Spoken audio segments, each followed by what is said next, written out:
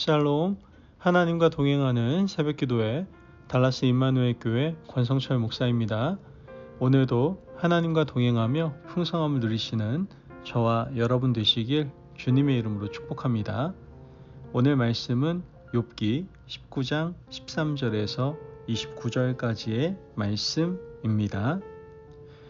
나의 형제들이 나를 멀리 떠나게 하시니 나를 아는 모든 사람이 내게 낯선 사람이 되었구나.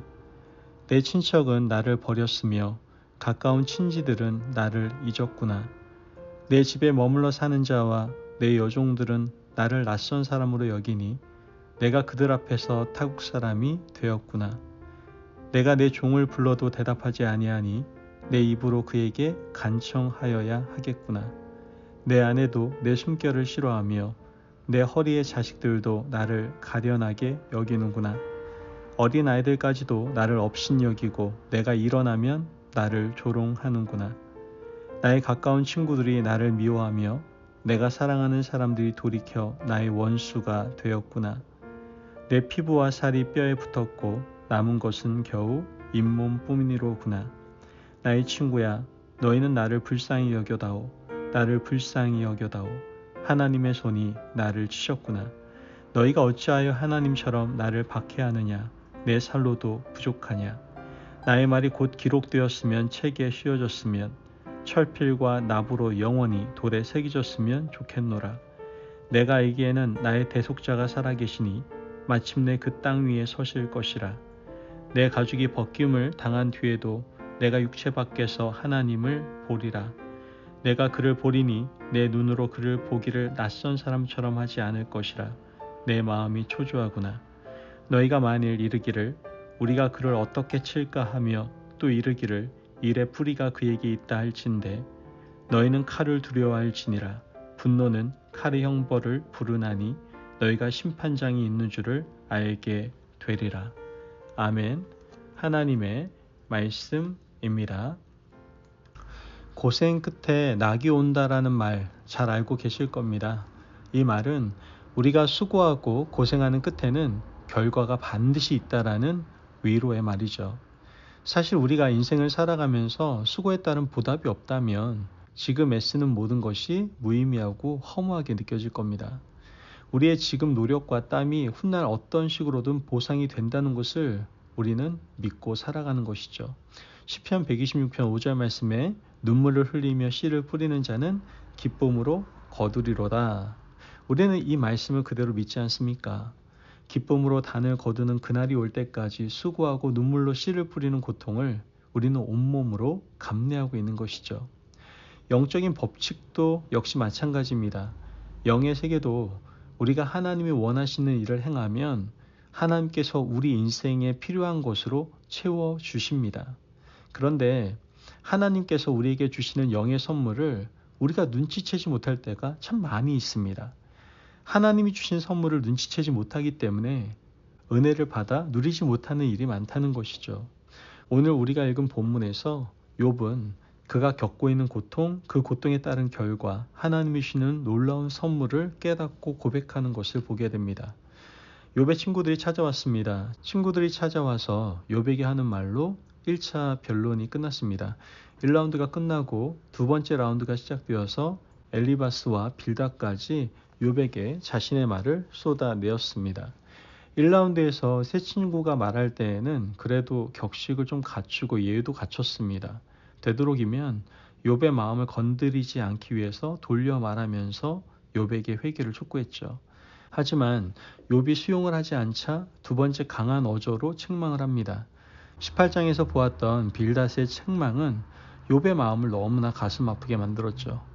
오늘 본문은 빌닷의 말에 대한 욥의 대답입니다. 욥기 19장 7절 말씀을 보면 내가 폭행을 당한다고 부르짖으나 응답이 없고 도움을 간구하였으나 정의가 없구나.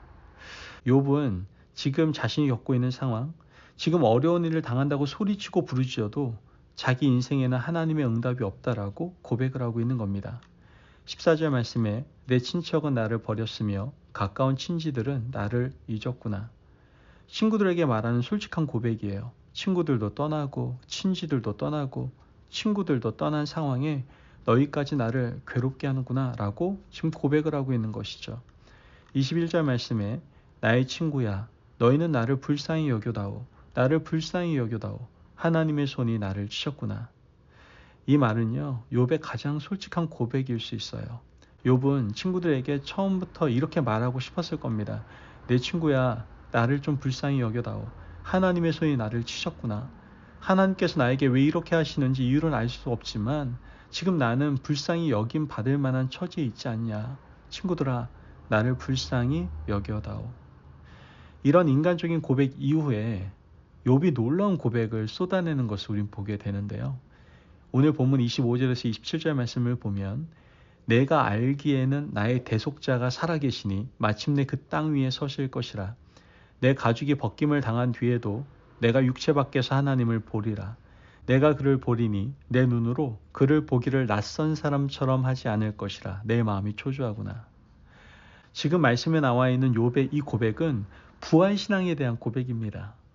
내가 죽고 난 이후에도 육체 밖에서 하나님을 볼 것이라는 고백은 지금 당하고 있는 이 고통의 긴 터널을 지나고 나면 육체가 아닌 영으로 하나님 앞에 서게 될 것이라는 부활신앙에 대해서 고백을 하고 있는 겁니다. 욥은 부활신앙을 배워서 고백하는 게 아니에요. 고통 가운데 영적으로 깨닫게 된 귀중한 고백이었다는 겁니다. 만약 하나님께서 고난을 주지 않았더라면 욥이 평범하게 동방의 의인으로 행복하게 살았더라면 그가 부자로 살았더라면 농사지어서 많은 사람들에게 선을 베푸는 것으로만 살았더라면 또한 그의 인생에 고난과 어려움이 없었더라면 과연 욥이 어떻게 이렇게 놀라운 부활신앙을 고백할 수 있었겠습니까? 욥의 인생에 고난이 없었더라면 부활신앙을 가지지 못했을 겁니다. 자녀 10명이 한순간에 사라지고 난 이후부터 욥도 죽음을 고민했을 겁니다. 그의 인생의 소유물이 다 사라지고 난 이후에 사랑하는 친구들이 떠나고 가족들도 떠나고 믿었던 친구 3명이 와서 그를 책망하고 저주할 때마다 그는 죽음이 눈앞에 있음을 느꼈을 겁니다. 아, 내가 이렇게 살아서 뭐하나. 나도 빨리 죽는 것이 낫겠다. 아마도 죽음에 대한 진지한 고민을 해봤을 겁니다. 죽지 못해서 사는 것이지 죽음에 대한 고민을 많이 하고 하나님 앞에서 욥은 기도를 했던 겁니다.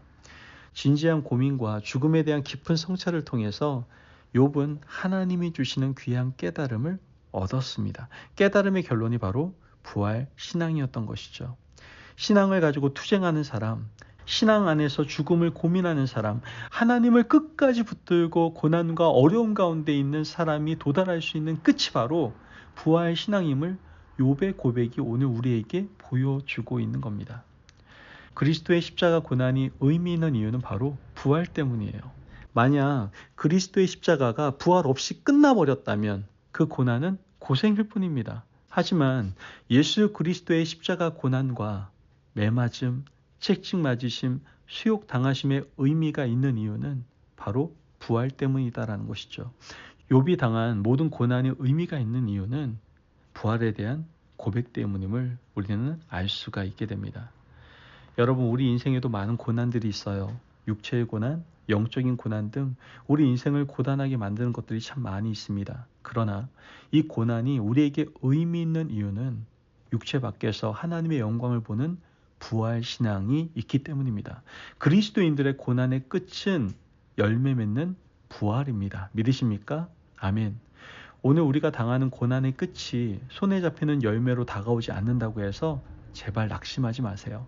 하나님께서 나에게 이런 고난을 주셨다면 물질의 보상을 줘야 되는 거 아닐까? 건강으로 보답해 주셔야 되는 거 아닌가? 기대하시겠지만 우리의 기대보다 훨씬 더 큰 열매로 부활로 하나님은 우리에게 돌려주시는 분임을 믿으시기를 바랍니다. 여러분, 눈에 보이지 않는 부활이 눈에 보이는 보답보다 비교할 수 없이 귀합니다.